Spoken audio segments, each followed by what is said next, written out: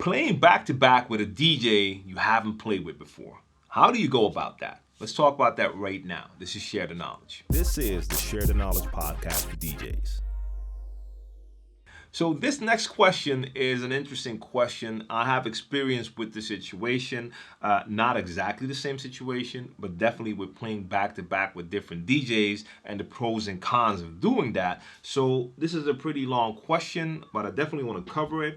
I have to add, I've already talked to this person. We've corresponded over email, and I think this gig already happened now. I'm not really sure about that anymore. We talked in Dutch, but he also added his question in English. So I'm going to share it with you now so we can discuss it as well. So this is a DJ from the Netherlands, and he's very passionate about his craft and music in general. And DJing has always remained in the background due to the education and work. Now, he mainly plays drum and bass, dub and dubstep, and frequently attends raves throughout the country. Now, recently something happened, and he dreamed about that, but now it finally happened. He got his first gig at a rave that he's been attending for 7 years. Now, as a DJ, that is just dope. If you've always gone to a certain party at a certain venue, it holds a special place in your heart. Now, if you're a DJ and you now get invited to play at that very party, that's just a great feeling. I've been there myself. For me, it happened here in Amsterdam with a couple of the clubs that really already had that reputation. You have Paradiso and you have Milky Way. Now, those are two of the spots where all of the hip-hop concerts were as well, and some of the biggest parties were as well.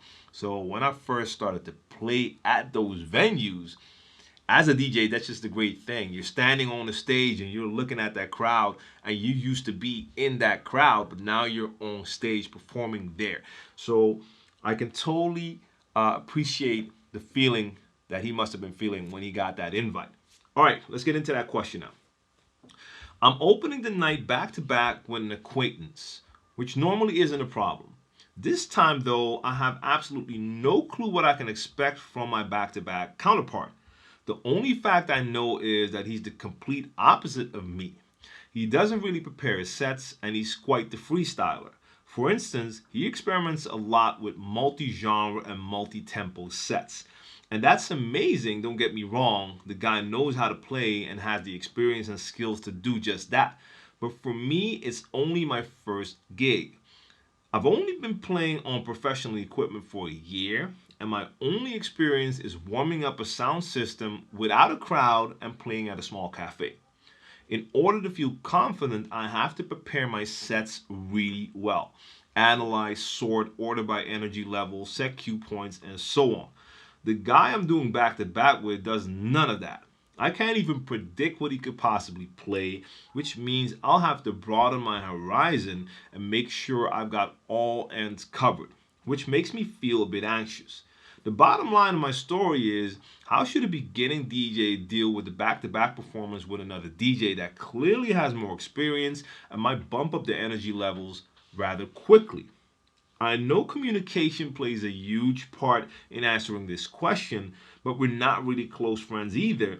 Neither do we have the opportunity to practice together due to geographical limitations. Should I expect him to tone down his performance a bit, or should I adapt and step up my game? I've been trying to answer this question for a while, but I could use a second opinion, and I'd love to have your take on this. Now, like I said, we've already talked about this, and I was able to basically acknowledge a lot of things that he was dealing with and help him to actually figure out what to do next. I don't know how the gig ended up. I have to check if he already responded to that. But let's just get into this. Now, back-to-back, and I've played back-to-back sets with a lot of different DJs. It has its pros and cons, but it all depends on how you click as DJs and how you communicate. So first off, if I play back-to-back, I prefer to play back-to-back with DJs I'm familiar with. So I know their style, skill level, you name it. And we already have a level of communication that's just there. That helps a lot. I've played with DJs where I didn't have that. And in that case, the communication didn't really go that well. So for instance, I was used to basically having at least eye contact every track, because the DJ I played with for a long time, we used to do back to back, and we didn't even have to talk. We could basically just look at each other, and whoever had the next track ready would go put it on the turntable, the other one would grab the mic, and we would do it like that all night. And every now and then we just communicate for a sec, like, okay, where are we gonna take it? Are we gonna go dance hall? Are we gonna go up? Are we gonna go down? You name it. And that worked. With the other DJ I was playing with, that DJ would just tell me, like, I got 6 more tracks. Okay, I guess. And that meant that he had a plan, and he was just gonna follow his plan. And after he was done, then it was my turn again. And when it's like that, that doesn't feel really like back to back to me, or that takes away the essence of what a back to back set should be. I've also played with a DJ a bunch of times back to back where he was just unpredictable. So you thought you were on the same wavelength, same vibe, and then right before the switch, he would throw on a track that would totally throw me off, totally different vibe than all the songs before that. And I was getting in that vibe, and then all of a sudden the last song takes it all the way left, and now it's my turn. And then you have to adapt quickly, either go in the direction of that new track or bring it back to where you already were.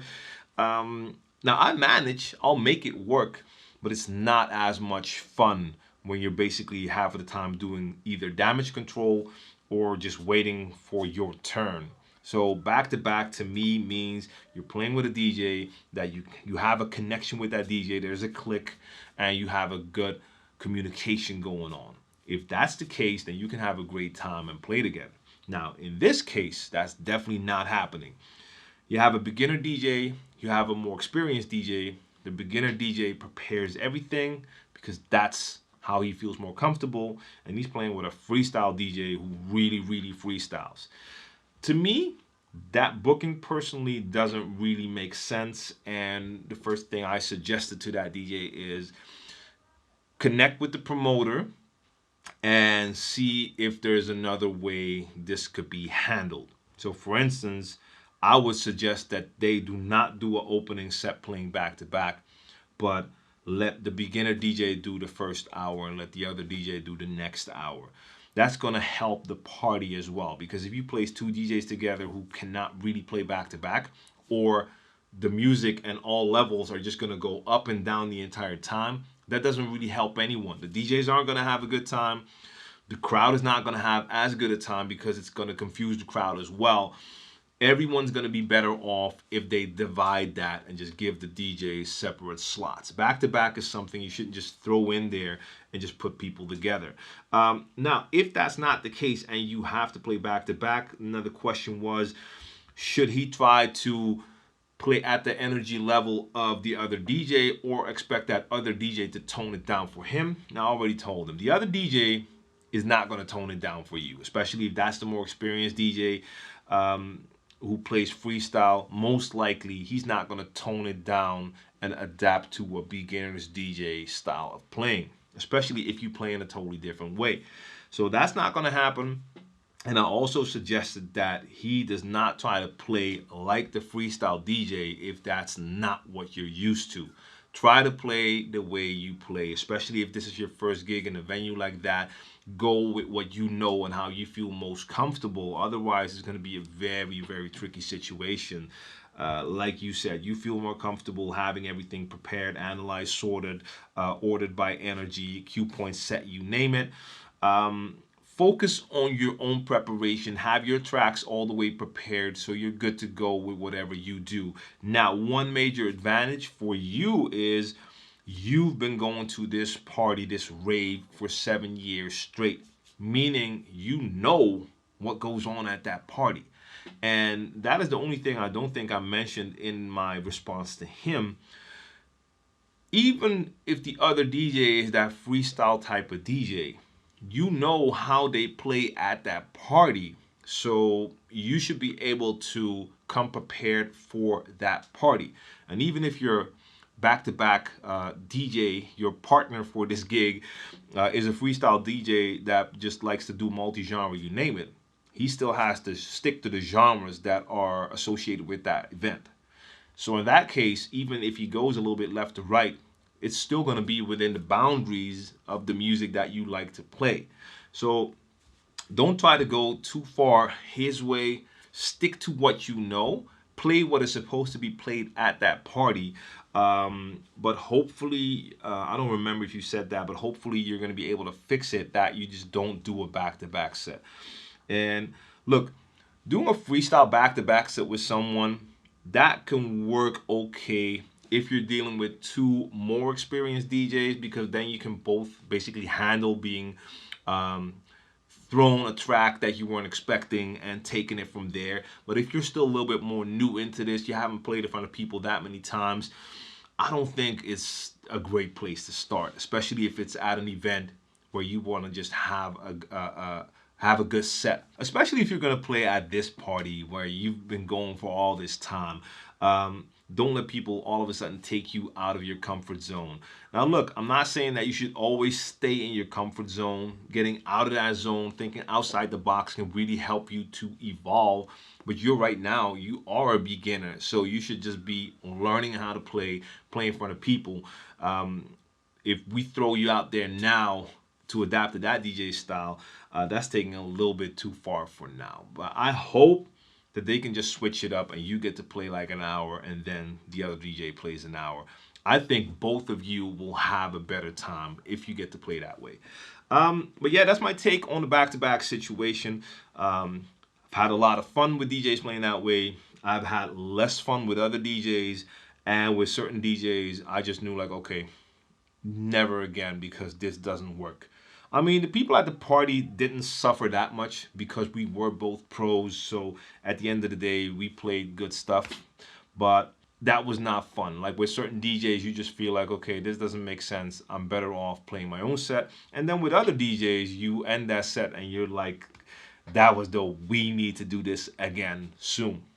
So you just checked out a video clip from my Share the Knowledge podcast for DJs. If you want to check out the full audio episodes, check the links in the description box down below. If you're new to my YouTube channel, DJ TLM TV is my educational platform for DJs. I have over 400 DJ related videos, including tips and tricks, tutorials, reviews, you name it. So if you want to check out more, make sure you subscribe to the channel and activate notifications so you don't miss out on any of my future videos, and I'll be back soon. Thanks for watching.